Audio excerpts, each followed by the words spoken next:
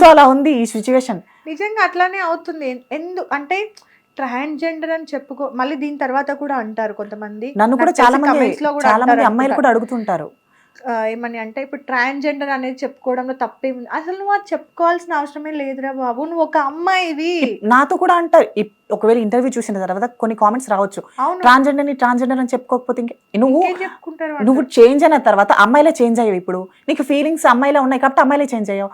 అమ్మాయిలే చేంజ్ అయిన తర్వాత నువ్వు ట్రాన్స్జెండర్ అని ఎందుకు చెప్పుకోవాలి? నేను అమ్మాయిని చెప్పుకోవచ్చు కదా. అదే కదా. సో నేను చెప్పేది కూడా డ్రెస్ అదే వేసుకుంటారు, రెడీ అవ్వడం అలానే రెడీ అవుతారు, మాట్లాడడం అలానే మాట్లాడతారు, అలానే ఉంటారు, అలానే నడుస్తారు, అన్నీ అలానే ఉన్నప్పుడు మళ్ళీ నువ్వు స్పెషల్గా నేను ట్రాన్స్ అనేది ఎందుకు వస్తుంది, నువ్వు అమ్మాయి, I'm a girl, I'm a women అని ఓపెన్గా చెప్పుకోవచ్చు కదా. సో ఇది నా డౌట్ కూడా. మేబీ వాళ్ళు ఎప్పుడు మారుతారో తెలీదు. సో నేను మాత్రం ట్రాన్స్ ఉమెన్ అయినా సరే నేను ఎప్పుడు గర్ల్ అనే ఫీల్ అవుతా. సో నా జెండర్ ఇది అని నేను ఎక్కడా ఇలా చెప్పుకోవడం జరగదు. మేబీ అలా చెప్పుకునే చోట వస్తే ప్రౌడ్ ఆఫ్గా చెప్పుకుంటా.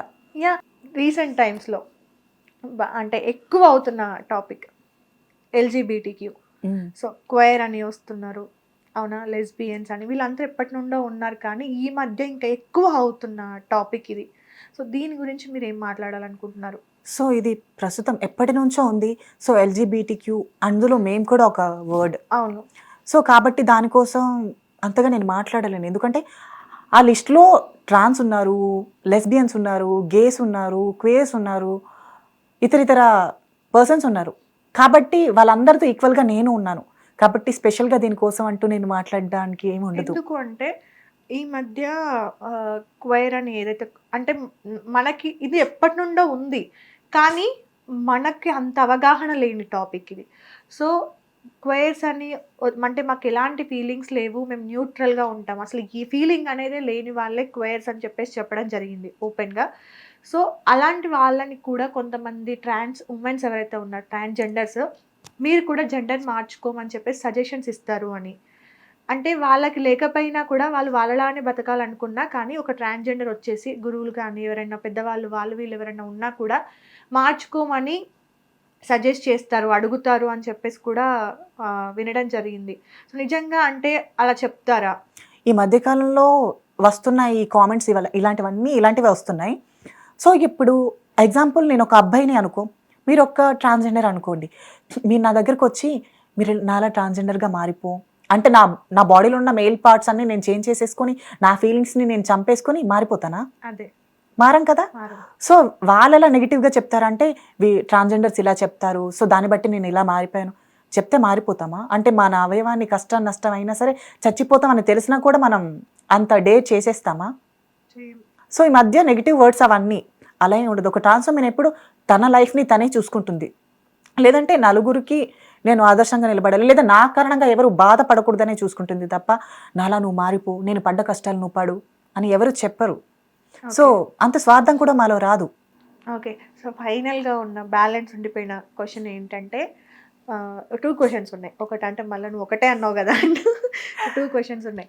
బతకడానికి బెగ్గింగ్ కానీ సెక్స్ వర్క్ కానీ వెళ్తాము అని చెప్పిన ట్రాన్స్జెండర్స్ దగ్గరనే, ట్రాన్స్ ఉమెన్స్ దగ్గరనే ఐఫోన్స్, బంగళాలు, కేజీల బంగారాలు, బెంచ్ కార్లు, ఆడి కార్లు, కొంతమంది ఓపెన్ గా చెప్పిన వాళ్ళు ఉన్నారు, ఇదంతా కూడా నేను బెగ్గింగ్ చేసిన నుండి వచ్చిన డబ్బులే, ఈ రోజు పూట తినడానికి, బతకడానికి అంటే మీనింగ్ ఏంటి, ఈ రోజు 3 పూటలో మన వేళ్ళు నోట్లోకి వెళ్ళాలంటే మనం బెగ్గింగ్ చెయ్యాలి అనే దగ్గర నుండి బంగళాలు కట్టేంత వరకు, ఆడి కార్లు, బెంచ్ కార్లు, ఇంకా కార్ల పేర్లు కూడా నాకు తెలియవు, అలాంటి కార్లు కొనేంత వరకు కూడా ఎదిగారు అంటే వాళ్ళు ఎంత మందిని బాధ పెట్టి సంపాదించిన డబ్బు అయి ఉంటుంది.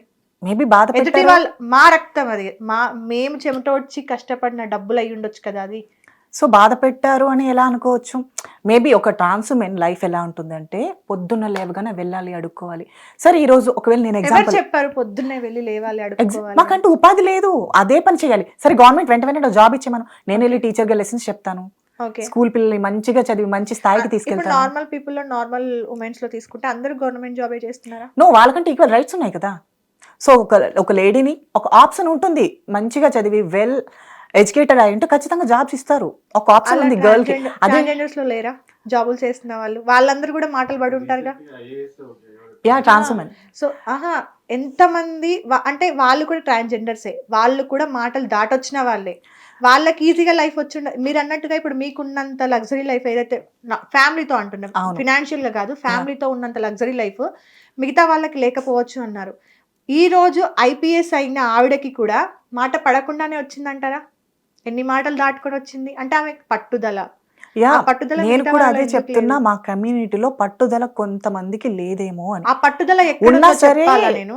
ఉమ్, ఇళ్ళ దగ్గరకు వచ్చి, షాపుల దగ్గరకు వచ్చి బెదిరించి తీసుకుంటారు చూడండి, అక్కడున్న పట్టుదల వాళ్ళు ఎదగాలన్న దానిలో పెట్టుండుంటే చాలా మంది ఉండేవాళ్ళు. మేబీ కొంతమంది ట్రాన్స్ ఉమెన్స్లో స్నేహక్క, నిజంగా నేను ఆ పేరు చెప్పడం కూడా నాకు చాలా హ్యాపీగా అనిపిస్తుంది. ఆమెను చూస్తే చాలా రెస్పెక్ట్ వస్తుంది. అవునా? చంద్రముఖి అక్క, నాకు తెలిసిన వాళ్ళ పేర్లే చెప్తున్నా. ఇప్పుడు మీరు అంటే మీరు ఓపెన్గా చెప్పారు, అవును నేను సెక్స్ వర్క్కి వెళ్తాను, అది తప్పేం, నేను దాన్ని జడ్జ్ చేయను. కానీ కొంతమంది ఉన్నారు రెస్పెక్ట్ని క్రియేట్ చేసుకున్న వాళ్ళు, దాంతోనే వాళ్ళు బతుకుతున్నారు. అవునా? మీకు ఇది ముఖ్యమా ఇది ముఖ్యమా అంటే డెఫినెట్గా వీళ్ళంతా కూడా మీ హక్కుల కోసం ఇప్పుడు మీతో సహా అందరూ హక్కుల కోసమే పోరాడుతున్నారు. కానీ వీళ్ళు బంగ్లాలు కడుతున్నారు, ఐఫోన్లు మెయింటైన్ చేస్తున్నారు, లగ్జరియస్ కార్లలో తిరుగుతున్నారు, పార్టీలకు వెళ్తున్నారు, పబ్లకు వెళ్తున్నారు. మేబీ వాళ్ళ కష్టాజీతం కావచ్చు. సో అది మనం జడ్జ్ చేయలేము. నువ్వు ఎలా ఒకవేళ ఇప్పుడు ఎగ్జాంపుల్ నేను ఉన్నా, నా వెనక కొన్ని కోట్లు ఉన్నాయి, కానీ అదే పని చేస్తున్నా, ఎందుకంటే నా బాడీ దానికి అలవాటు పడిపోయింది. సో నేను అదేం చేయలేను. ఇలా అలవాటు ఇప్పుడు మీరే అన్నారు అలవాటు పడిపోయింది అని. ఇలా అలవాటు పడిన లైఫ్కి గవర్నమెంట్ జాబ్ ఇచ్చి పొద్దుట నుండి సాయంత్రం దాకా నువ్వు జాబ్కి అంటే పోతానంటారా? నేనైతే ఖచ్చితంగా వెళ్తాను. నేను అదే చెప్తున్నా. సో ఎవరి మనిషి అయితే వాళ్ళ ఆధీనంలో ఉంటుందో వాళ్ళు అన్నీ జయిస్తారు. సో నేనేమనుకుంటున్నా, నాకంటూ ఒక ఉపాధి దొరికితే ఇవన్నీ వదిలేస్తా. ఖచ్చితంగా నేను చెప్తాను. సో అందరూ నాలానే ఉండాలి, నాలానే ఆలోచించాలి అంటే. Okay, thank you so much అండి. లాస్ట్ ఒక్కటి ఉండిపోయింది. నైని చౌహాన్ కంటే ముందు మీ ఒరిజినల్ పేరేంటి? నాని చౌహాన్. నాని చౌహాన్. అమ్మ వాళ్ళకి కూడా చౌహాన్ అని ఉందా? అమ్మకి నాన్నకి? లేదు, నాకు నాని చౌహాన్ చిన్నప్పటి నుంచి. అమ్మ వాళ్ళు విజయలక్ష్మి తిరుపతిరావు. అవును, అదే ఇలా తిరుపతిరావు ఇలా పెట్టుకుని అంటే చౌహాన్ అనేది. చౌహాన్ అంటే నాకు చిన్నప్పటి నుంచి ఇష్టమైన వర్డ్ అది. ఓకే. సో దానివల్ల నా ఫ్రెండ్ ఉండేది నీలిమా చౌహాన్ అని. సో దాని పేరు వింటే నాకు ఎందుకో నచ్చేది. సో నేను కూడా ఇలా చెప్పా, నాకు ఇలా ఇష్టం అంటే. ఓకే, ఫ్రెండ్స్ కూడా అలానే పిలుస్తారు. అమ్మ నాన్న పెట్టింది కూడా నాని. ఓకే, దానికి మీరు చౌహాన్ అని యాడ్ చేసుకుని ఇప్పుడు నైని చౌహాన్ గా మారారు. అచ్చా, okay. So thank you so much అండి. ఫైనల్ గా ఒక సాంగ్ పాడండి అందరి కోసం. ఒక డైలాగ్, ఒక సాంగ్ ఫినిష్ చేసేద్దాం. ఇప్పుడు పాడితే జనాలు చచ్చిపోతారు. ఏం పర్లేదు, మేము స్టార్టింగ్ లో ఒకటి వేసుకుంటాం, ఎండ్ లో ఒకటి వేసుకుంటాం. ఓకే, అంటే ఇంత దాకా వచ్చి ఆ రెండు చేపించకపోతే గిల్ట్ ఫీలింగ్ ఉండిపోద్దిగా. Okay, I think Sitaramam better అనుకుంటా. Okay, done. సీతారామమ్మ లెక్క ఏమై చేసావే, ఏదైనా ఒక హింట్ ఇవ్వచ్చు కదా. సమంతది ఏమై చేసావే, పోకిరి అంటనేంది,